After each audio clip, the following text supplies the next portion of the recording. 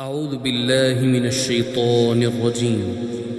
بسم الله الرحمن الرحيم. الحاقة ما الحاقة وما أدراك ما الحاقة كذبت ثمود وعاد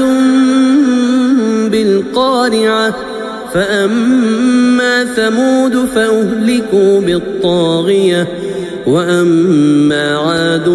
فأهلكوا بريح صرصر عاتية سخرها عليهم 7 ليال و8 أيام حسوما فترى القوم فيها صرعا كأنهم أعجاز نخل خاوية فهل ترى لهم من باقية وجاء فرعون ومن قبله والمؤتفكات بالخاطئة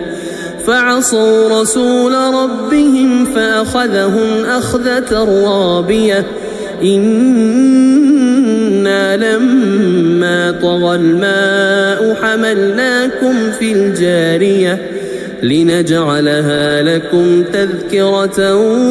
وتعيها أذن واعية فإذا نفخ في الصور نفخة واحدة وحملت الأرض والجبال فدكتا دكة واحدة فيومئذ وقعت الواقعة وانشقت السماء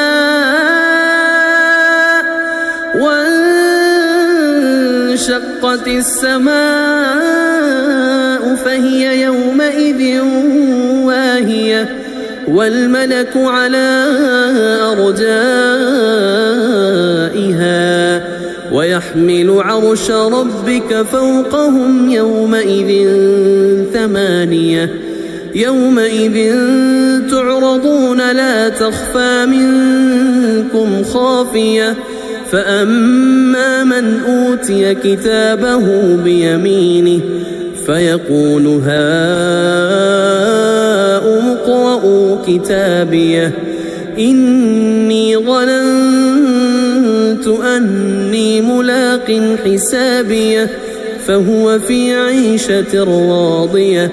في جنة عالية قطوفها دانية كلوا واشربوا هنيئا بما أسلفتم في الأيام الخالية وأما من أوتي كتابه بشماله فيقول يا ليتني لم أوت كتابيه ولم أدر ما حسابيه يا ليتها كانت القاضية ما أغنى عني ماليه هلك عني سلطانيه خذوه فغلوه ثم الجحيم صلوه ثم في سلسلة ذرعها 70 ذراعا فاسلكوه إنه كان لا يؤمن بالله العظيم ولا يحض على طعام المسكين فليس له اليوم هاهنا حميم ولا طعام إلا من غسلين لا يأكله إلا الخاطئون فلا أقسم بما تبصرون وما لا تبصرون إنه لقول رسول كريم وما هو بقول شاعر قليلا ما تؤمنون ولا بقول كاهن قليلا ما تذكرون تنزيل من رب العالمين ولو تقول علينا بعض الأقاويل لأخذنا منه باليمين ثم لقطعنا منه الوتين فما منكم من أحد عنه حاجزين